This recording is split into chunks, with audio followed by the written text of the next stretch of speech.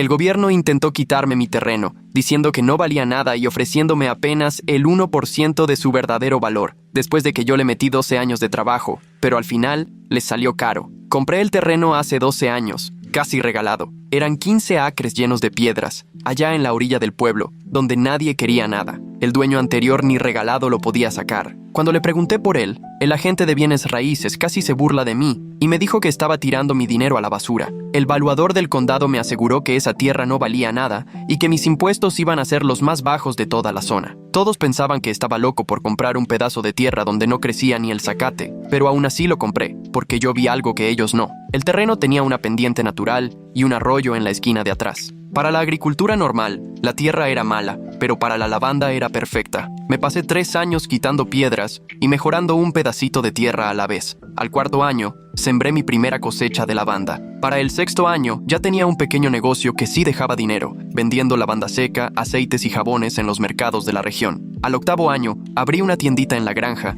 y empezó a llegar gente de hasta 3 condados para conocerla. Para el 10.º año, ya ganaba más de lo que jamás gané en cualquier oficina. Logré levantar algo de la nada, en un terreno que todos decían que no servía, y fue entonces que el condado se dio cuenta. Un día llegó un tal comisionado Holt a mi tienda. Caminó por todos lados como si fuera suyo, agarrando mis productos y dejándolos por ahí sin comprar nada, y luego me preguntó cómo iba el negocio. Le dije que bien. Dijo que le sorprendía que alguien sacara dinero de esa tierra, que el condado había estado siguiendo mi progreso con interés. Esa palabra, interés, no me gustó ni tantito. 2 semanas después me llegó una carta diciendo que el condado iba a revisar los límites de las propiedades en la zona. Según ellos, podía haber errores en los planos originales de hace décadas, y decían que a lo mejor mi terreno era más chico de lo que decía mi escritura, que, técnicamente, una parte era del condado. Hablé a la oficina del valuador para ver qué pasaba. Una señora me dijo que esas revisiones luego pasaban, que no me preocupara, pero yo sí me preocupé. Saqué todos mis papeles de cuando compré el terreno. Todo estaba clarísimo. El levantamiento, los límites, la escritura. 12 años sin moverles nada, excepto que mi terreno sin valor ahora sí valía. Un mes después, Holt regresó, ahora con otros 2 funcionarios. Se metieron a mi propiedad sin permiso, tomando notas. Cuando les pregunté qué hacían, Holt dijo que nada más estaban verificando información. Luego soltó que el condado estaba considerando un nuevo proyecto de carretera y que mi terreno podía quedar justo en medio, y que la expropiación siempre era una opción, pero que preferían arreglarse con los dueños. Dijo eso con una sonrisa como si me hiciera un favor. Le pregunté cuánto ofrecían. Dijo que me pagaban lo que yo pagué originalmente, más un ajuste menor por mejoras. Eso era menos del 1% de lo que valía mi granja ahorita. Le dije que ni pensarlo. Me contestó que lo pensara bien, que pelear contra el condado era caro y no servía de mucho, que la mayoría aceptaba y seguía con su vida. Yo no acepté. Al contrario, empecé a preguntar en el pueblo. Descubrí que el cuñado de Holt era desarrollador y había estado comprando terrenos del otro lado del mío. Me enteré que la carretera que proponían conectaría esos terrenos con la autopista, ideal para un centro comercial.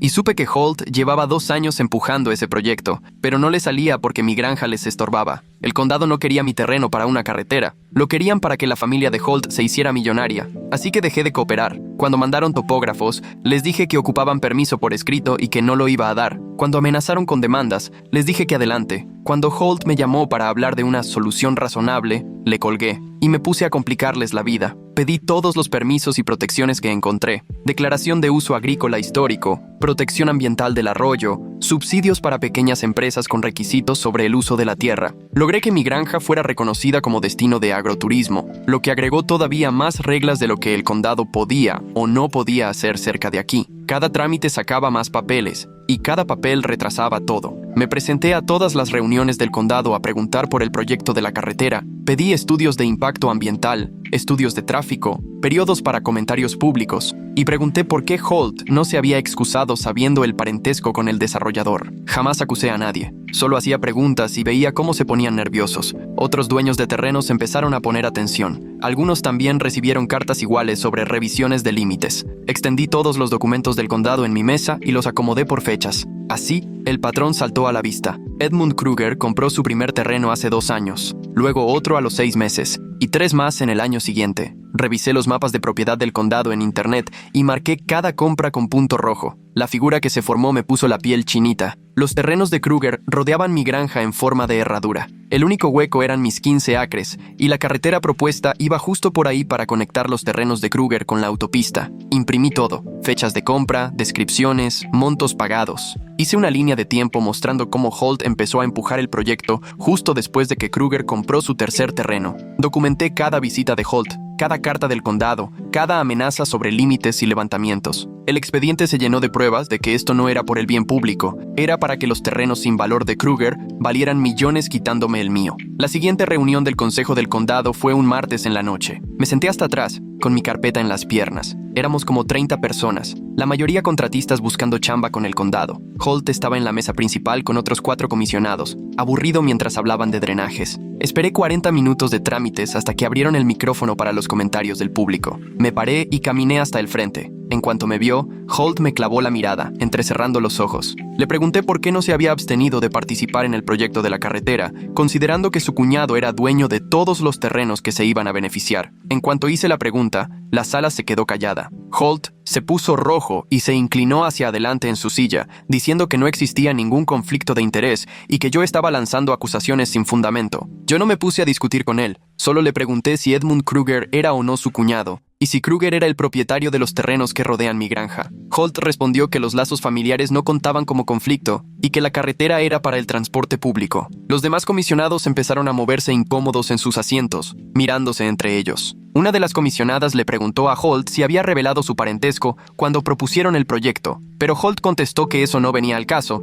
y desvió la conversación volviendo al tema del drenaje. Yo sabía que con lo que dije ya había dejado constancia de mi postura en un foro público y que todo quedaría registrado en el acta de la reunión. 2 días después, estaba acomodando mercancía en la tienda de la granja cuando sonó mi teléfono. Una mujer preguntó si yo era la persona que había hablado en la reunión de la comisión. Le dije que sí y le pregunté quién era. Me dijo que se llamaba Nora Lyons y que vivía como a 5 kilómetros al este de mi terreno. Me contó que el mes pasado le llegó una carta donde el condado le avisaba que estaban revisando los límites de su propiedad porque quizá había errores en el levantamiento topográfico. La carta, me dijo, era casi igual a la que yo recibí. Fue a la reunión del martes porque vio que iban a discutir el proyecto del camino. Cuando le comenté lo de Holt y su negativa a excusarse, me dijo que reconoció las mismas presiones que el condado había ejercido sobre su familia. Quedamos en vernos al día siguiente en su casa para comparar los papeles que nos mandaron. El terreno de Nora era más chico que el mío, tenía apenas 3 hectáreas, pero ahí tenía un vivero de árboles nativos que le iba bastante bien. Nos sentamos en su cocina y pusimos las cartas una junto a la otra.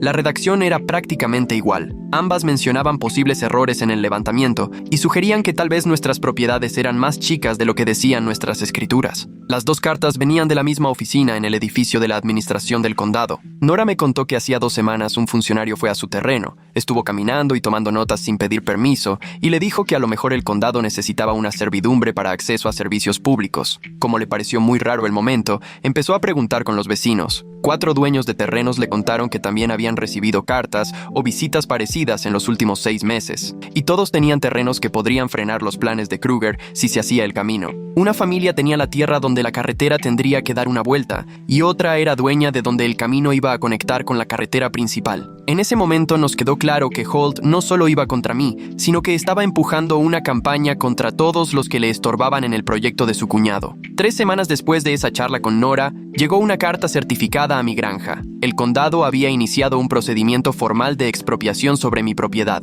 El lenguaje legal decía que se trataba de una necesidad pública urgente para infraestructura de transporte y mencionaban estudios de tráfico y proyecciones de desarrollo económico. El aviso me daba 30 días para responder, o de lo contrario el condado tomaría el terreno y me pagaría lo que ellos consideraran justo. Leí los papeles 2 veces, sintiendo cómo la situación pasaba de ser una molestia a convertirse en una amenaza seria y real. Ya no era solo Holt lanzando indirectas, ahora era un proceso legal que realmente podía dejarme sin mi tierra. Sabía que necesitaba un abogado experto en defender casos de expropiación, no nada más alguien que llevara cuestiones de propiedad normales. Empecé a buscar en internet abogados que supieran pelearle al condado y me topé con Rajesh Norwood en una página de defensores de derechos de propiedad. Decía que había llevado 3 casos donde los condados intentaron expropiar terrenos para desarrollos privados, ganó 2 y en el tercero consiguió un acuerdo importante. Llamé a su oficina y ese mismo día hablé con él. Me pidió que le contara todo desde el principio, así que le expliqué los 12 años que llevo construyendo mi granja, las visitas y presiones de Holt, la oferta insultante, la relación familiar con Kruger y ahora hasta la expropiación formal. Me hizo preguntas muy específicas sobre el arroyo y la cuenca. Cuando le mencioné que el arroyo tenía una designación oficial de protección ambiental, se quedó callado un ratito y luego me dijo que el estudio ambiental del condado era sospechosamente breve para un proyecto de ese tamaño. Me pidió que le mandara todo lo que tuviera sobre el arroyo, los límites de la cuenca y cualquier documento relacionado con la protección ambiental, además de copias de mis permisos, el levantamiento topográfico y todas las cartas del condado. Rajesh se pasó 2 semanas revisando todo. Después me llamó y me dijo que ya estaba listo para presentar nuestra respuesta, que iba a pelear la expropiación por 3 razones principales. Falta de pruebas de una verdadera necesidad pública, porque la carretera en realidad solo beneficiaba a un privado. Un estudio ambiental incompleto que pasaba por alto la cuenca y, por último, el conflicto de interés de Holt por su parentesco. También planeaba pedir todas las comunicaciones entre Holt y el área jurídica del condado para demostrar que estaban coordinados con Kruger. Presentar la respuesta costaba $8,000 solo de entrada, entre honorarios y gastos legales. Me senté en la cocina a ver mi cuenta bancaria. $8,000 es un dineral, pero perder mi granja sería perder todo por lo que he trabajado estos 12 años, así que le dije a Rajesh que adelante. Una semana después de que metimos la defensa legal, recibí una llamada de un número desconocido. Una mujer me dijo que se llamaba Dorothea Parks y que era reportera del periódico del condado. Había visto el caso de la expropiación en los registros públicos y quería hacerme unas preguntas. Estuve a nada de colgar. No confío en los reporteros porque luego sacan todo de contexto, pero ella me dijo que llevaba años siguiendo los proyectos de Holt y que sospechaba corrupción, aunque nunca había tenido pruebas sólidas para publicar nada fuerte. Sabía de la compra de tierras por parte de Kruger y del proyecto de la carretera. Solo necesitaba a alguien dispuesto a hablar con pruebas en mano. Le dije que sí la veía, pero no en mi granja, para que nadie nos viera juntos. Acordamos vernos en una cafetería en un pueblo 2 comunidades más allá, al día siguiente por la tarde. Dorothea llegó con una libreta y una camarita. Tendría como 50 años, el pelo ya canoso y unos ojos bien vivos, de esos que no dejan pasar nada. Le llevé mi cronología completa, donde se veía clarito cómo las compras de Kruger coincidían con las fechas en que Holt empujaba el proyecto del camino. También le enseñé copias de las cartas que recibieron otros dueños de terrenos y la lista de todas las veces que Holt fue a mi terreno, además de la oferta ridícula que me hizo. Ella fue tomando notas de todo y le tomó foto a cada documento. Me hizo preguntas difíciles sobre mis fuentes y de dónde sacaba yo ciertos datos. Quería verificar todo por su cuenta antes de publicar algo, y eso me cayó bien, porque no era de las que se tragan cualquier cuento. Me dijo que iba a necesitar 2 semanas para revisar los registros de propiedad y entrevistar a más gente, que después de eso iba a escribir algo que pondría al condado en aprietos serios. El condado respondió rapidísimo. 4 días después de que me vi con Dorothea, un tipo llegó a tocar la puerta de mi tienda en la granja, justo antes de cerrar. Dijo que era el inspector de zonificación del condado y que tenía que revisar mi negocio.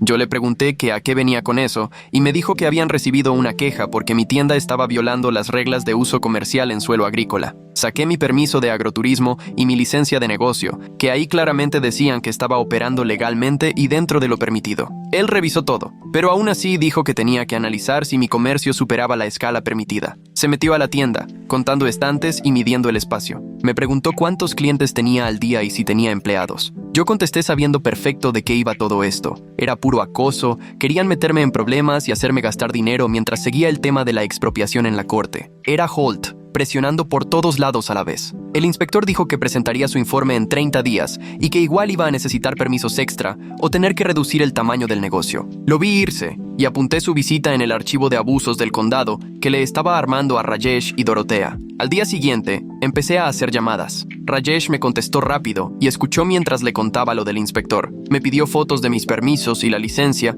y se las mandé ese mismo día. 3 días después presentó una moción para que se desechara por completo el caso de expropiación. En su escrito argumentó que el condado no había demostrado necesidad pública real y que además se brincaron los estudios ambientales que pedía la ley para mi arroyo. Rajesh metió declaraciones de 2 expertos en medio ambiente que revisaron mi terreno y aseguraron que la cuenca era mucho más importante de lo que el condado admitía. Me avisó que la audiencia sería hasta dentro de 6 semanas, pero que al menos ahora ya estábamos contraatacando, no solo defendiéndonos. La moción costó otros $4,000. Un golpe para mi cuenta, pero lo pagué porque quedarme de brazos cruzados me iba a salir todavía más caro. Llamé a Nora y a otros dueños de terrenos que había conocido y los invité a la tienda para platicar. 7 personas llegaron ese martes por la tarde, ya que había cerrado. Nos sentamos a compartir lo que el condado nos había hecho a cada uno. Todos contaron historias similares de cartas, amenazas y presiones. Un señor, Tom, dijo que le salieron con que su granero violaba las normas de distancia, aunque llevaba ahí 30 años. A una señora, Sara, le llegó una carta diciendo que su pozo podía estar contaminando el agua, aunque ya lo había mandado analizar 2 veces y estaba limpio. Decidimos armar un grupo para compartir información y dividir gastos legales cuando se pudiera. Todos estuvieron de acuerdo en que yo debía ser quien hablara en las reuniones de la comisión, porque mi caso iba más adelantado y ya era el más visible. Intercambiamos teléfonos y quedamos en avisarnos si el condado hacía algo nuevo. 4 días después salió el artículo de Dorotea en portada de la sección local. El encabezado decía: proyecto de carretera del condado vinculado a intereses empresariales de la familia del comisionado. Ahí venía toda la cronología de cómo Kruger había comprado terrenos alrededor del mío y cómo las fechas coincidían justo cuando Holt metía presión en la comisión. Citaba registros públicos y las actas de las reuniones. Nunca acusó a nadie directamente de corrupción, pero ni hacía falta. Los hechos decían todo. Cualquiera que lo leyera le entendía perfecto a lo que estaba pasando. Mi teléfono empezó a sonar menos de 1 hora después de que el periódico llegó a las casas. Vecinos con los que no hablaba hacía años me llamaron para decirme que no sabían nada de lo que el condado estaba haciendo. Gente del pueblo me buscó para ver en qué podía ayudar. 3 clientes diferentes fueron a la tienda solo para comprar algo y mostrarme su apoyo. Al día siguiente, llegaron 2 comisionados del condado a mi tienda por la tarde. Los ubicaba de las reuniones, pero nunca había hablado con ellos directo. Se presentaron y me preguntaron si podíamos platicar en privado. Cerré la puerta y los llevé al cuarto de atrás, donde empaco los productos. Dijeron que querían hablar de posibles acuerdos y que no tenían idea de la relación entre Holt y Kruger hasta que leyeron el reportaje, que el condado estaba preocupado por líos legales y mala prensa. Pregunté qué tipo de acuerdo traían en mente. Dijeron que el condado podría retirar el caso de expropiación si yo aceptaba no demandar por daños. Les respondí que solo consideraría un acuerdo si incluía quitar todos los procedimientos en mi contra e investigar bien cómo aprobaron ese proyecto sin que nadie notara la corrupción descarada. Me dijeron que iban a llevar eso con los demás comisionados y me avisarían. Holt se apareció en mi granja 3 días después, justo cuando andaba trabajando en los campos de lavanda. Escuché que se cerró la puerta de un coche y al voltear lo vi venir hacia mí, con la cara roja y caminando recio. Empezó a gritarme antes de estar siquiera a 10 metros, que estaba cometiendo un gran error enfrentándome al condado y hablando con la prensa, que estaba causando problemas para proyectos importantes que, según él, beneficiaban a toda la comunidad. Me dijo que en las granjas siempre pasan accidentes y que sería una verdadera lástima si algo le llegara a ocurrir a mi negocio o a mi propiedad. Saqué el celular del bolsillo y empecé a grabar. Le respondí que me estaba amenazando y que debía irse de mi terreno de inmediato. Siguió insistiendo diciendo que yo no tenía idea de cómo se hacían las cosas y que me iba a arrepentir por no aceptar el trato original. Le repetí que se fuera y le advertí que llamaría a la policía si no se largaba. Al final se dio la vuelta y regresó a su carro, pero antes de subirse me señaló y soltó: esto no se ha terminado. Llegué a la oficina del sheriff en menos de 1 hora. Un agente llamado Anderson tomó mi declaración y escuchó la grabación. Tomó apuntes y me hizo preguntas precisas sobre lo que Holt dijo y cuándo lo dijo. Me comentó que enviaría todo al fiscal del distrito y me recomendó pedir una orden de restricción. Desde el estacionamiento le hablé a Rajesh y le conté todo. Me pidió que le mandara la grabación de inmediato y me aseguró que él se encargaría de tramitar la orden esa misma tarde. Además, agregó que iba a incluir la amenaza en nuestra defensa contra la expropiación, como prueba de que Holt actuaba por motivos personales y no por el interés público. La grabación dejaba claro que Holt intentaba intimidarme para que me rindiera, lo cual demostraba que el caso del condado no era realmente por necesidades de transporte. 2 semanas después, Rajesh me habló con noticias inesperadas. La Agencia Estatal de Protección Ambiental lo contactó porque recibieron una denuncia anónima sobre el estudio de impacto ambiental incompleto del proyecto carretero. El estado iba a investigar si el condado había seguido los pasos correctos antes de iniciar la expropiación. Rajesh sospechaba que uno de los comisionados del condado que nos apoyaban fue quien metió la queja, pero preferimos no preguntar nada porque nos beneficiaba. La investigación estatal iba a tardar mínimo 2 meses, lo que significaba más retrasos para los planes del condado. Cada retraso me daba tiempo extra para fortalecer mi defensa y le daba a Dorotea espacio para seguir investigando los otros proyectos de Holt. El juez encargado de nuestro caso ordenó frenar todo el proceso de expropiación hasta que terminara la investigación ambiental y se resolviera nuestra moción para desechar el caso. Rajesh me aclaró que no era una victoria definitiva, pero significaba que el condado no podía obligar a nadie a hacer nada mientras el caso siguiera abierto. Pude respirar un poco más tranquilo, sabiendo que por ahora mi granja estaba a salvo, aunque mis deudas legales seguían creciendo. Hasta ese momento ya llevaba casi 15,000 gastados, y Rajesh me advirtió que la cuenta podría subir si el juicio seguía hasta el final. Revisé mi cuenta y los ingresos del negocio, y supe que podía aguantar el gasto, pero apenas. El estrés de pelear mientras intentaba mantener a flote mi negocio me estaba desgastando. 3 semanas después de la orden del juez, Me llamó el abogado de Edmund Kruger. Me dijo que Kruger quería hacerme una oferta directa para comprar mi terreno al precio de mercado. Dijo una cifra que era dinero de verdad,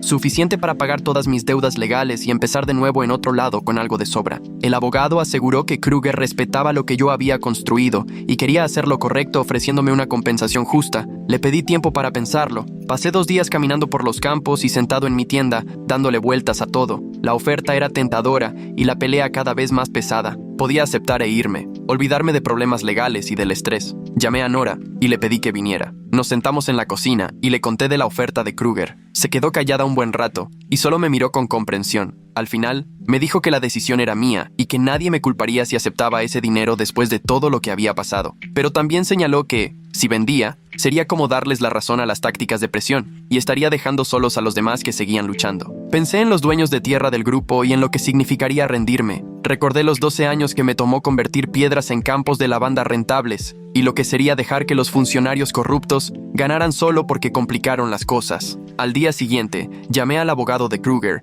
y le dije que no había trato, que mi tierra no estaba en venta a ningún precio y que estaba listo para pelear lo que fuera necesario. Me dijo que me estaba equivocando, pero yo sabía que era lo único que podía hacer con la conciencia tranquila. 3 semanas después del primer reportaje, salió el segundo artículo de Dorotea en primera plana. Esta vez no solo hablaba de mi caso, encontró a 3 familias en distritos vecinos que, en los últimos 5 años, vendieron sus tierras al condado después de campañas de presión muy parecidas. Ninguna de ellas sabía de los lazos familiares entre sus autoridades locales y los desarrolladores que acabaron con sus propiedades. Una familia vendió su granja de 40 años porque el condado los amenazó con demandas interminables por supuestas violaciones de uso de suelo que ni existían. Otra pareja se dio por vencida y entregó su pequeño huerto después de que el condado dijera que necesitaban el terreno para una planta de tratamiento de agua que jamás se construyó. La tercera familia perdió su casa en una expropiación para un parque que, 6 meses después, acabó siendo una plaza comercial. Dorotea expuso el patrón con palabras claras, fáciles de entender. Mostró cómo en cada caso se usaron las mismas tácticas: cartas oficiales, amenazas de pleitos caros, ofertas mucho menores al valor real y funcionarios que ocultaban sus vínculos con constructoras. El reportaje incluía fotos de las familias y de sus antiguas tierras, además de documentos que probaban la relación entre funcionarios y desarrolladores, haciendo imposible ignorar la corrupción o decir que era coincidencia. Antes de que terminara de leer el artículo, mi teléfono empezó a sonar. Nora fue la primera en preguntar si ya lo había visto, y en minutos, 2 miembros más de la coalición me llamaron. Un reportero del periódico estatal me buscó para entrevistarme sobre el patrón que se estaba destapando. El abogado del condado incluso llamó a Rajesh exigiendo una retractación, lo cual me dejó claro que estaban muy nerviosos por cómo se veía todo. El artículo lo cambió todo, pues demostró que esto no era solo mi pelea con el condado ni mi granja. Era un sistema de corrupción que llevaba años funcionando mientras la gente común perdía sus tierras y su forma de vida. 4 días después de que salió el segundo artículo de Dorotea, Rajesh me llamó con una noticia que me dejó las manos temblando. La Fiscalía Estatal iba a investigar cómo el condado estaba adquiriendo tierras.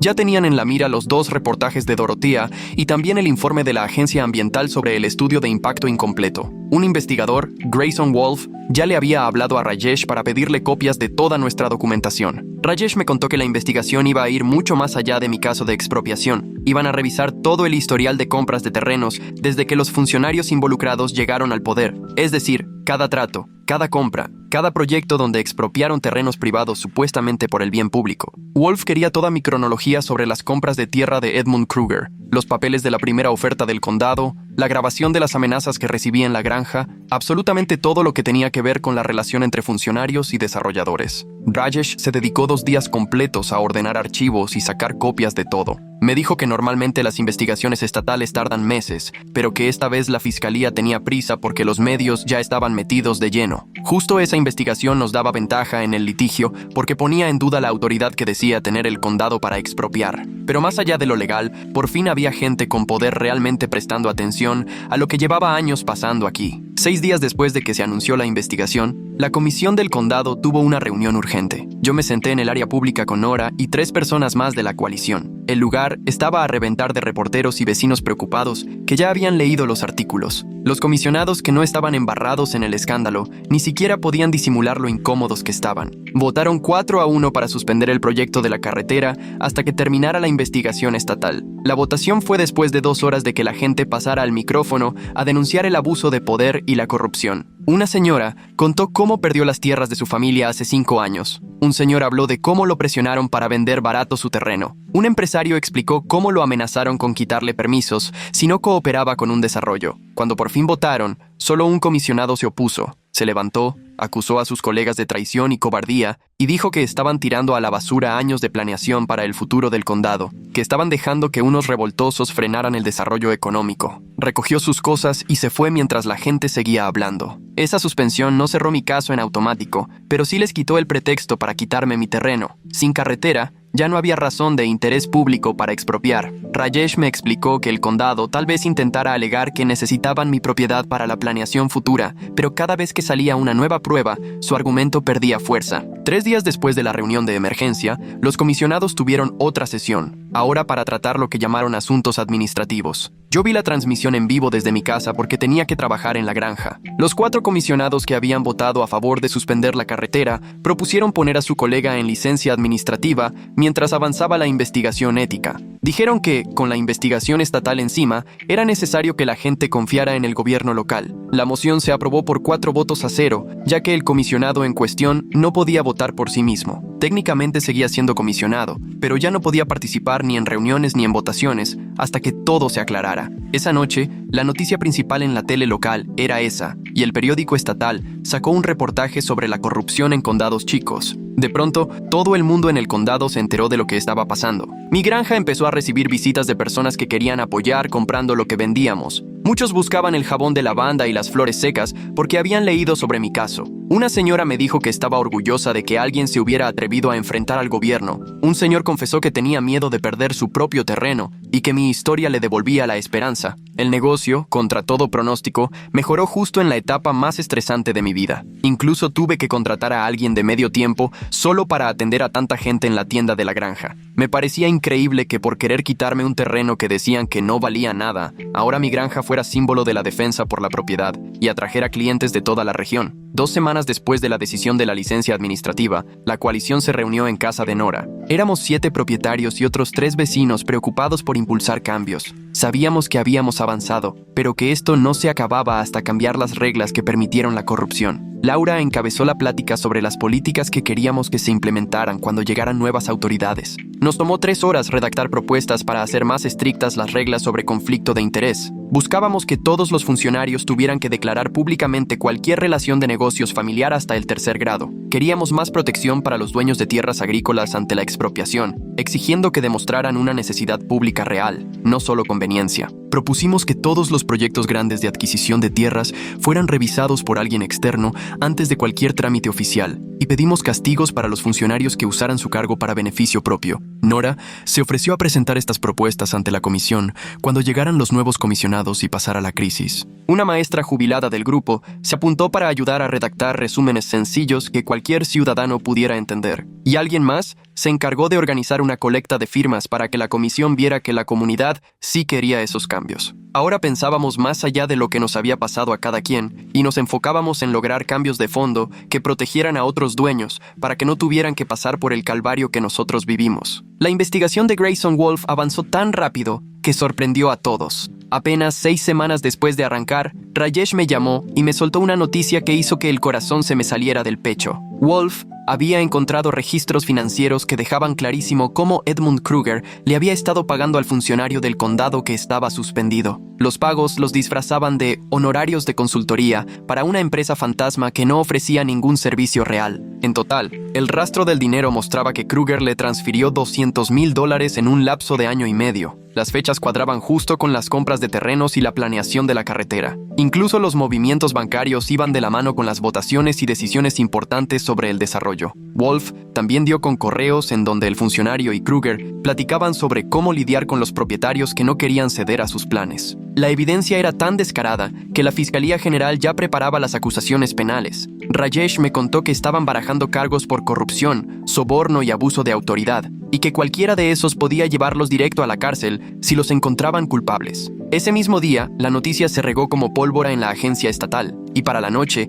ya todos los periódicos importantes del estado traían la nota sobre la corrupción y los sobornos en el condado. Mi celular no dejaba de sonar con reporteros queriendo una declaración. A todos les contesté igual. Me da gusto que la investigación haya sacado la verdad y espero que se haga justicia para todos los que salimos afectados por la corrupción. El juez encargado de nuestro caso de expropiación programó una audiencia solo 2 semanas después de que se anunciaron los cargos. Rajesh y yo nos sentamos en nuestra mesa y vimos cómo el abogado del condado se paró para explicar que iban a retirar su demanda completamente. Dijo que, dado todo lo que estaba saliendo a la luz y las investigaciones en curso, el condado ya no quería seguir con la expropiación. Admitió que el proyecto no tenía sustento real de interés público y que el objetivo era cerrar todos los pendientes y empezar de nuevo con un gobierno limpio. El juez me preguntó si estaba de acuerdo con que se sobreseyera la demanda. Rajesh se puso de pie y dijo que sí, pero con la condición de que fuera definitivo, o sea, que el condado ya no pudiera regresar después con la misma demanda. El juez concluyó que el condado no había demostrado ningún motivo legítimo de interés público y tomó en cuenta la investigación penal sobre el proyecto. Descartó el caso de una vez por todas y me deseó lo mejor con mi rancho. Rajesh me estrechó la mano cuando salimos de la sala y sentí como si en ese instante me quitara de encima 12 años de angustia. La tierra que yo levanté desde cero era oficialmente mía, sin que nadie, ni el gobierno, pudiera reclamarla. Nadie me la iba a quitar. Nadie podía presionarme a vender y se acabaron las amenazas de demandas. Por fin era dueño de mis 15 acres, libres y sin broncas, y logré enfrentarme a una de las fuerzas más poderosas que puede topar un ciudadano común. Manejé de regreso al rancho y caminé entre los campos de lavanda, sintiéndome más ligero que nunca. 3 días después de que se cerró el caso, el nuevo liderazgo interino del condado buscó a Rajesh para contactarme. Querían sentarse a platicar sobre un posible acuerdo civil por todo el hostigamiento y lo que tuve que gastar en abogados. Rajesh y yo fuimos a una sala de juntas en el juzgado, donde nos recibieron 2 comisionados y el nuevo abogado del condado. Comenzaron ofreciéndome una disculpa formal por todo lo que había pasado. Reconocieron que la administración anterior traicionó la confianza de la gente y violó mis derechos como propietario.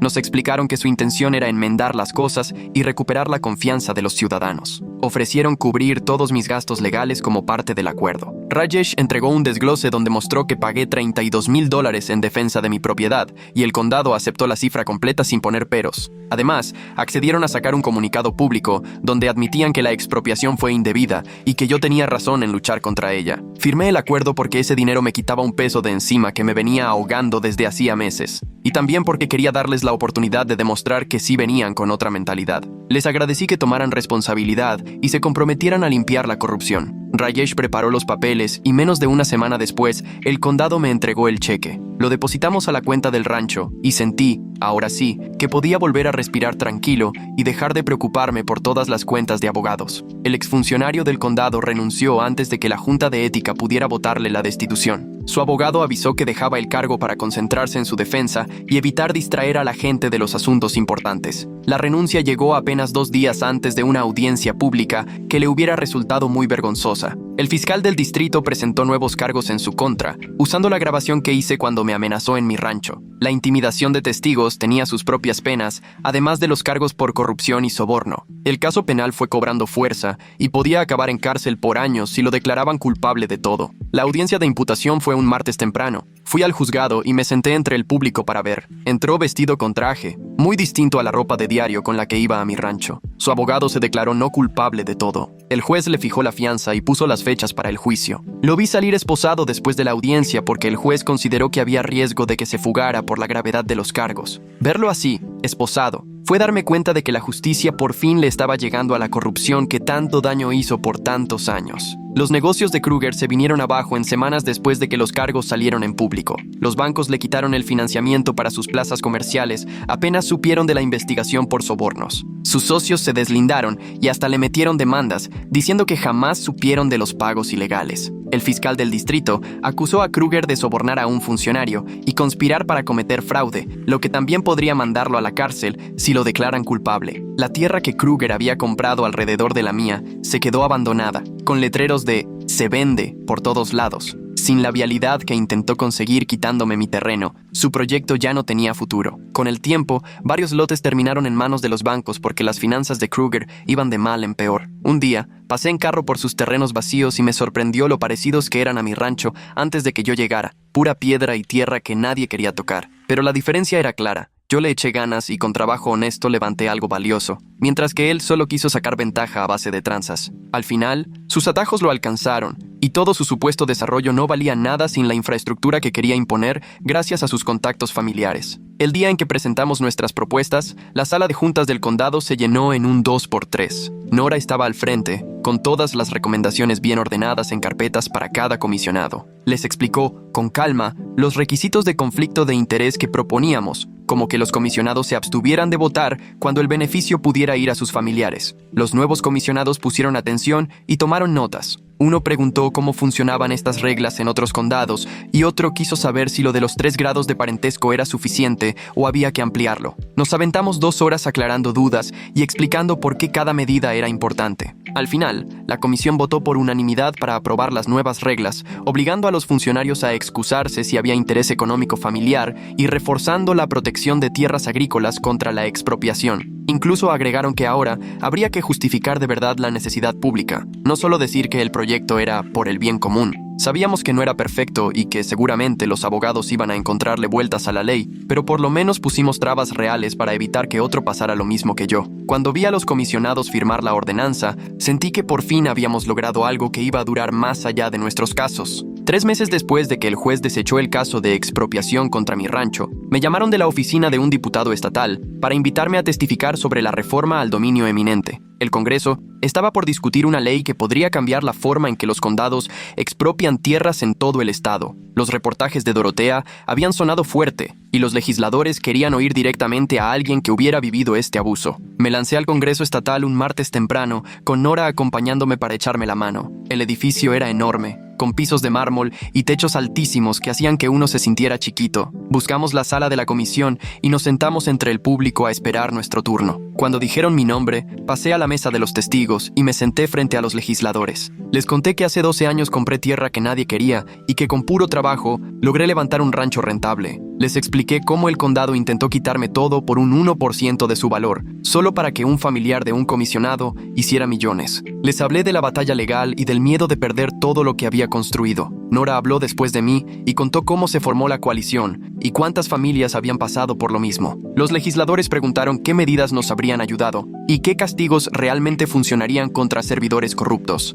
El proyecto de ley proponía reglas más estrictas para probar la necesidad pública y sanciones reales a quienes abusaran del poder de expropiar para beneficio propio. No era perfecto ni todo lo que queríamos, pero sí era un paso grande hacia hacer las cosas más justas. Después de que salió mi caso en todos lados, la tienda del rancho empezó a llenarse como nunca. Llegaba gente del estado solo para comprarme y apoyar a quien le puso un alto al abuso del gobierno. Los fines de semana el tráfico de clientes se duplicó y luego hasta se triplicó, sobre todo porque la historia rodó en redes y en los medios locales. Ya no me daba abasto solo, así que contraté a 2 personas de medio tiempo para ayudarme en la tienda y con los pedidos. Uno era estudiante universitario y ocupaba horarios flexibles. La otra era una maestra jubilada que quería distraerse unos días a la semana. Con esa ayuda pude dedicarme más al trabajo del campo y no pasarme el día vendiendo ni contestando preguntas. Las ventas subieron tanto que por fin pude pagarme un sueldo de verdad, en lugar de seguir invirtiendo cada peso en el rancho. Fueron 12 años de apretarse el cinturón, pero ahora sí podía darme un respiro y disfrutar lo que había logrado.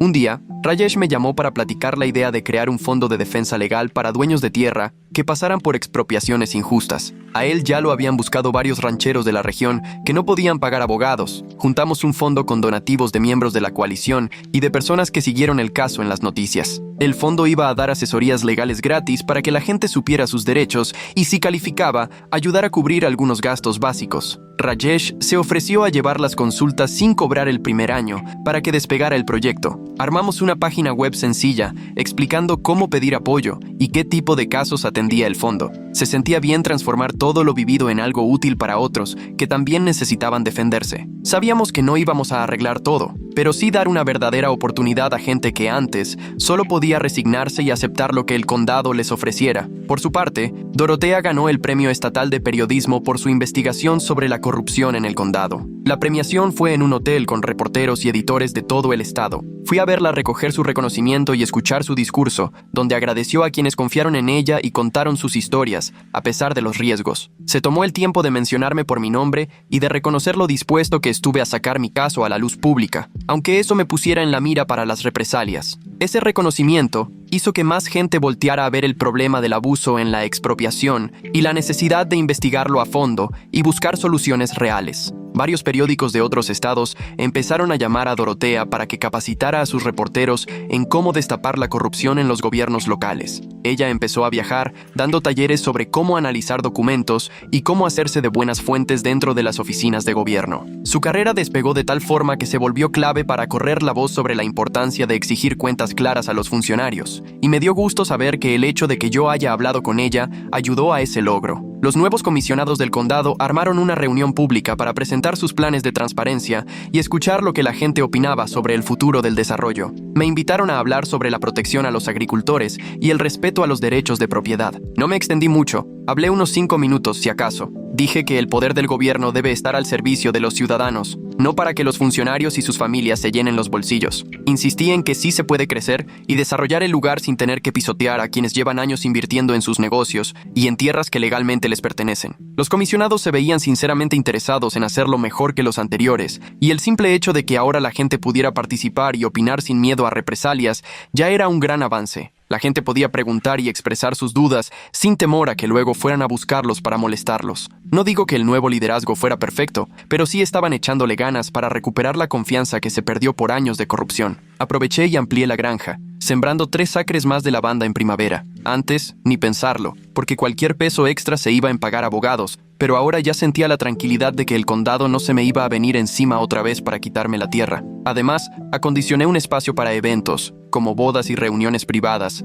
adaptando un viejo cobertizo en un lugar rústico con luces y bancas de madera. Eso abrió una nueva entrada de dinero y también trajo más visitantes que de paso compraban en la tienda. Contraté a la hija de Nora para que me echara la mano en verano, que es cuando la lavanda se pone más bonita. 2 personas más de la coalición tenían familiares buscando trabajo de medio tiempo, así que también los sumé para la cosecha. Tener un equipo me ayudó a sacar adelante todo el trabajo sin tener que matarme 16 horas diarias. La granja estaba creciendo mucho más de lo que alguna vez imaginé, y sentía increíble ver cómo ese crecimiento ahora sí tenía una base segura. El juicio contra Holt terminó en condena por 4 cargos de corrupción. El jurado no tardó ni un día en decidir que era culpable de soborno, abuso de poder, conspiración e intimidar testigos. El juez le puso 3 años en prisión federal y lo obligó a devolver los $200,000 que le quitó a Edmund. Edmund se declaró culpable de lo suyo y le dieron 1 año y medio de cárcel y una multa de $50,000. Ver que ahora sí recibieron un castigo de verdad me dio la sensación de que,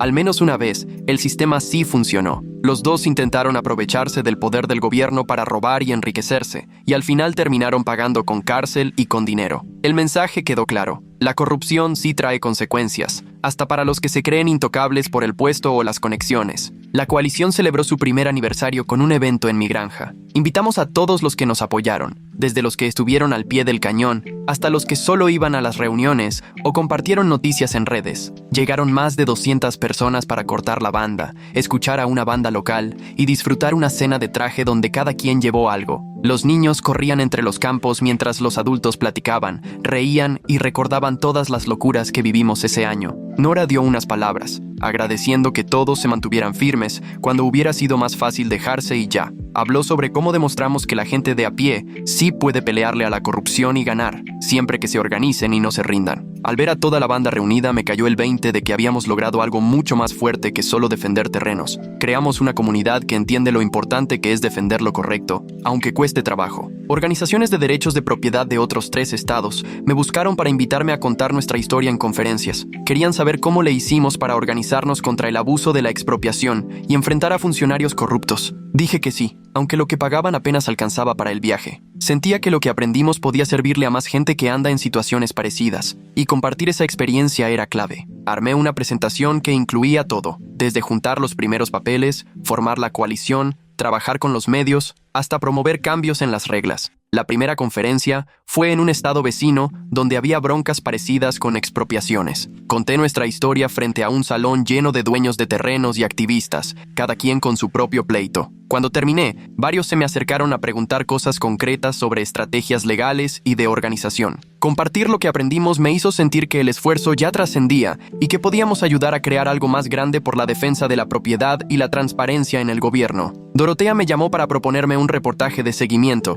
porque se cumplía un año desde que sacó el primer escándalo. Quería dejar constancia de lo que había cambiado desde entonces. Le dije que sí, y pasé la tarde enseñándole la granja y platicando sobre las nuevas políticas en el condado. Entrevistó a Nora sobre cómo funcionaban ahora las reglas más estrictas de conflicto de intereses, y habló con otros 3 de la coalición sobre su experiencia con el proceso reformado de la comisión. También hizo un reportaje sobre el Fondo de Defensa Legal y cómo estaba ayudando a quienes no podían pagar abogados cuando el condado intentaba quitarles la tierra con trampas. El artículo salió otra vez en portada, con fotos de mis campos de lavanda y comentarios de la gente de la coalición. Cerró con una frase que le dije sobre cómo defenderte puede cambiar todo el sistema, no solo arreglar tu propio problema. El reportaje se hizo viral en internet y puso los reflectores sobre los problemas de derechos de propiedad en todo el estado. Apenas 3 semanas después, el Congreso estatal aprobó la reforma a la ley de expropiación con apoyo de ambos partidos. Al final, la mayoría de las propuestas que presentamos durante nuestro testimonio en el Capitolio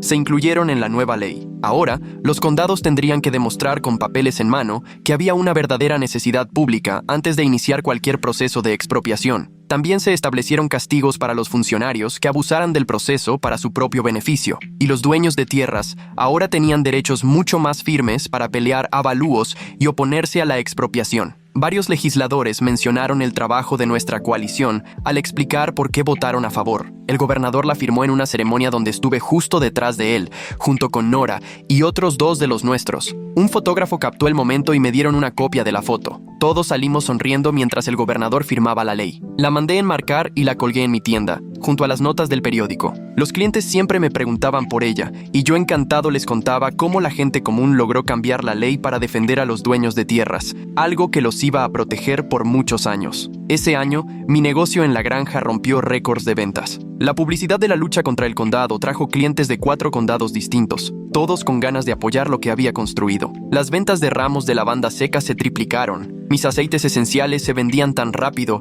que no me daba abasto para producir suficiente. La tienda de la granja ahora tenía que surtirse 2 veces por semana, cuando antes solo era una. Por primera vez pude pagarme un sueldo digno, en lugar de quedarme solo con lo que sobraba después de los gastos. Desde que compré la tierra hace 12 años, no había logrado ahorrar, pero por fin pude hacerlo. Tener estabilidad económica después de haber reinvertido todo durante años y luego gastar una fortuna en defensa legal era una sensación increíble. Pude invertir en un nuevo sistema de riego para que los campos de lavanda fueran más productivos en los veranos secos. Remodelé la tienda con mejores vitrinas y una caja más grande, y compré equipo para procesar la lavanda de manera más eficiente. Todo eso que siempre quise hacer pero que antes no podía costear, se hizo realidad porque la granja por fin prosperaba y ya no estaba perdiendo dinero peleando contra funcionarios corruptos. Rajesh vino una tarde para ponerme al tanto del estado del Fondo de Defensa Legal. Trajo una carpeta con resúmenes de casos y me mostró cómo el fondo ya había apoyado a 12 familias de nuestro condado y de otros 3 vecinos. 2 casos se resolvieron rápido. Apenas los condados vieron que no podían demostrar una verdadera necesidad pública. Otros 3 terminaron a favor de los propietarios después de que los condados se dieron cuenta de que ya contaban con abogados y no estaban solos en la pelea. Los demás seguían en proceso, pero ahora todos tenían abogados que realmente conocían la ley. Rajesh me explicó que, con solo tener un abogado de tu lado, muchos condados se echaban para atrás porque ya no podían intimidar a los dueños como lo hacían antes, cuando sabían que nadie los defendía. El fondo estaba equilibrando la balanza entre la gente y el gobierno, y quedó claro que darle recursos legales a quienes enfrentan abusos de expropiación puede frenar la corrupción antes de que arruine vidas y negocios. Esa tarde, me quedé parado entre mis campos de lavanda, viendo cómo el sol bajaba en el horizonte. Las flores moradas cubrían una tierra que, antes de que yo la comprara, todos consideraban pura piedra sin valor. El arroyo cruzaba la esquina del fondo, igual que hace décadas, y la tienda estaba cerca del camino, con autos de clientes estacionados antes de que cerráramos. Todo lo que construí en 12 años seguía siendo mío, porque me negué a dejar que unos funcionarios corruptos me lo arrebataran. La granja estaba mejor que nunca. La comunidad seguía fuerte y unida en temas de gobierno local. Holt y Edmund estaban en la cárcel pagando lo que hicieron, y las nuevas leyes ya protegían a los propietarios contra abusos en todo el estado. Lo que empezó como una sola persona defendiendo 15 acres, terminó convirtiéndose en un movimiento que demostró que la gente común sí puede luchar contra la corrupción y salir ganando. Mi tierra estaba segura, mi negocio iba viento en popa. Ayudé a impulsar un cambio duradero que protegerá a muchos por generaciones. Y ahí, entre la lavanda que sembré hace años en una tierra que nadie quería, por fin sentí que la victoria era total.